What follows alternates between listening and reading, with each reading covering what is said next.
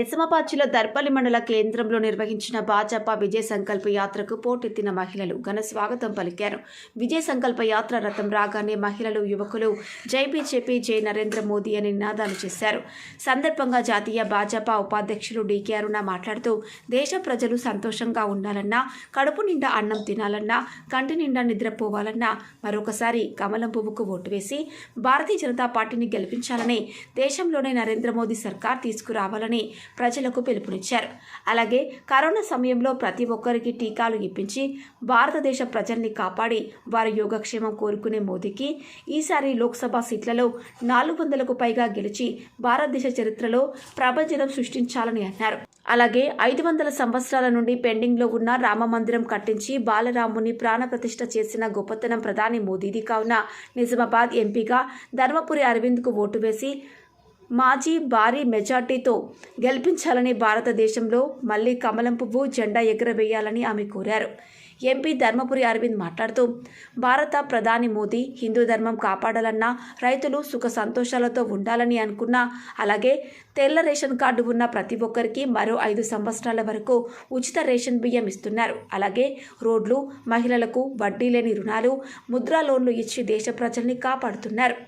ప్రపంచ దేశాల్లో అగ్రగామిగా నిలుస్తున్నామంటే అది ప్రధాని మోదీ యొక్క గొప్పతనమేనని, అరబ్బీ దేశాల్లో సైతం హిందూ దేవాలయాలను కట్టించిన ఘనత ప్రధాని నరేంద్ర మోదీకే దక్కుతోందని, ఈసారి నిజామాబాద్ పార్లమెంట్ సభ్యునిగా నిలబడిన నాకు ఓటు వేసి భారీ మెజార్టీతో గెలిపించాలని, దేశంలో ముచ్చటగా 3వ ప్రధాని మోదీ సర్కార్ రావాలని ఆయన ప్రజలను కోరారు.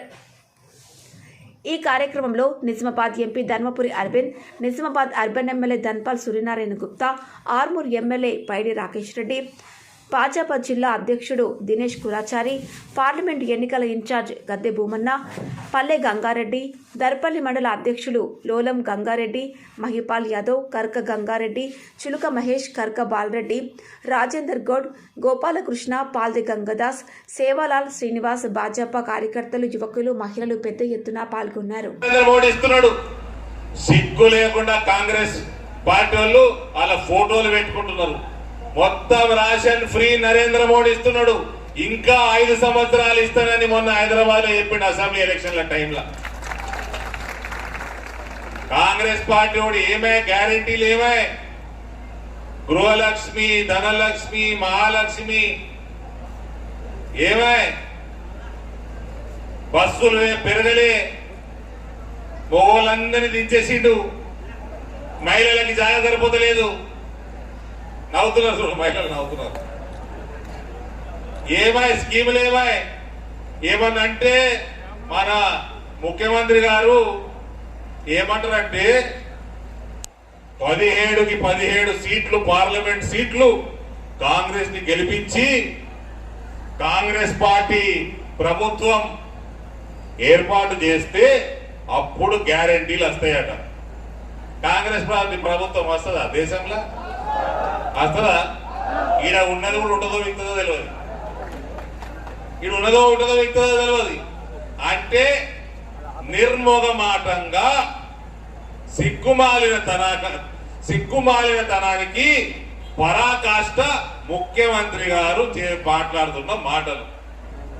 కేంద్రంలో అంటే రాహుల్ గాంధీ ప్రధానమంత్రి అయితేనంట గ్యారెంటీలు ఇస్తారట, లేకపోతే ఆయన ఇయ్యడట.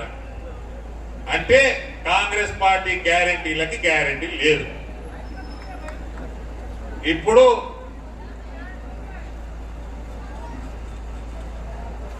ఈ ఎలక్షన్లలో అమ్మ ఎట్టి పరిస్థితుల నరేంద్ర మోడీ గారిని మనం పెద్ద మెజారిటీ తోటి గెలిపించాల్సిన అవసరం ఉన్నది.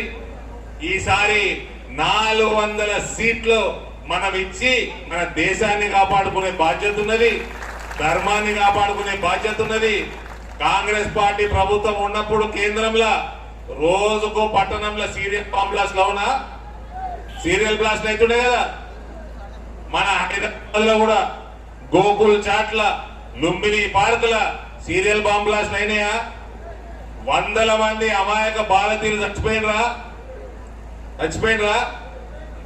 నరేంద్ర మోడీ ప్రధానమంత్రి అయి 10 ఏళ్ళు అవుతున్నది. ఒక్క బాంబ్ బ్లాస్ట్ అయిందా? ఒక్కసారి పుల్వామా 40 మంది సైనికుల్ని చంపితే మన ఫ్లైట్లు పాకిస్తాన్ లకు వచ్చినాయా? ఇవాళ దేశాన్ని కాపాడుకుంటా, ధర్మాన్ని కాపాడుకుంటా రాముల వారిని అయోధ్యకి వాపస్ తీసుకొచ్చిన ఘనత నరేంద్ర మోడీ నాయకత్వాన్ని. ఇంత మంచి ప్రభుత్వం నడుపుతున్నాడు భారతదేశంలో అని రాముల వారికి కూడా ఆగలేదుగా. ఆయన కూడా నేను ఇండియాకి వెళ్ళిపోతా, నేను అయోధ్యకి వెళ్ళిపోతా అని వాపస్ వచ్చిండు రాముడు. కరోనా వచ్చినప్పుడు అందరం భయపడ్డామా లేదా? మనం ఎవరం ఉంటామో ఎవరం పోతామో అని భయపడ్డ అంతా ఎదుర్కొన్నది. అటువంటి క్లిష్ట సమయంలో కూడా భారతదేశం ప్రపంచ దేశాల్లో అత్యధిక జనాభా ఉన్న దేశం అయినప్పటికీ కూడా నరేంద్ర మోదీ గారు మనకందరికి కూడా ధైర్యాన్ని, స్థైర్యాన్ని, ఆత్మవిశ్వాసాన్ని ఇచ్చినటువంటి విషయాన్ని మనం అందరం ఒక్కసారి గుర్తు తెచ్చుకోవాలి. ఎవరు ధైర్యాన్ని కోల్పోవద్దు. ఈ మహమ్మారిని మనం ఎదుర్కొన్నాం, దీన్ని పారదోలుదాం మన దేశం నుంచి అని చెప్పి మరి ఎంబడే మనకు టీకాలు తయారు చేయించి పేద ప్రజలకు అందరికీ కూడా ఉచితంగా టీకాలు వేసి మన ప్రాణాలు కాపాడేటువంటి నరేంద్ర మోదీ గారిని మనం గెలిపియాలా లేదా ఒక్కసారి మనం ఆలోచన చేయాలి. దేశమే కాదు ప్రపంచమంతా ఈ యొక్క కరోనా సంక్షేమంలో ప్రతి ఒక్క దేశం, పెద్ద పెద్ద దేశాలు కూడా ఆర్థిక సంక్షోభానికి గురైనవి. మన భారతదేశం పెద్ద జనాభా ఉన్న దేశం ఆర్థిక సంక్షోభాన్ని తట్టుకొని నిలకడగా మన ఆర్థిక వ్యవస్థను నిలబెట్టేటువంటి నాయకుడు నరేంద్ర మోదీ గారు. ఈరోజు భారతదేశంలో ఎంతో మంది పక్కన దేశాల్లో తిండికి లేక అల్లాడుతుంటే, ఒక ప్యాకెట్ గోధుమ పిండి కోసం పీకులాడుకొని బజార్లో కింద పడేస్తుంటే, ఆకలికి అలమటిస్తుంటే వారికి మన దేశం నుంచి తిండి పంపిన నాయకుడు నరేంద్ర మోదీ గారు అని చెప్పి నేను తెలియజేస్తాను. గ్రామంలో బస్సు యాత్రలో భాగంగా విజయ సంకల్ప యాత్ర జరుగుతుంది కాబట్టి మా దర్పల్లికి ఈరోజు ధర్మపూర్ అరవింద్ అన్న గారు, అలాగే డికే అన్న గారు వారందరూ కూడా ఇక్కడ విచ్చేస్తున్నారు. ఈ యొక్క రావడానికి ముందర ఎలక్షన్లు ఉన్నాయి.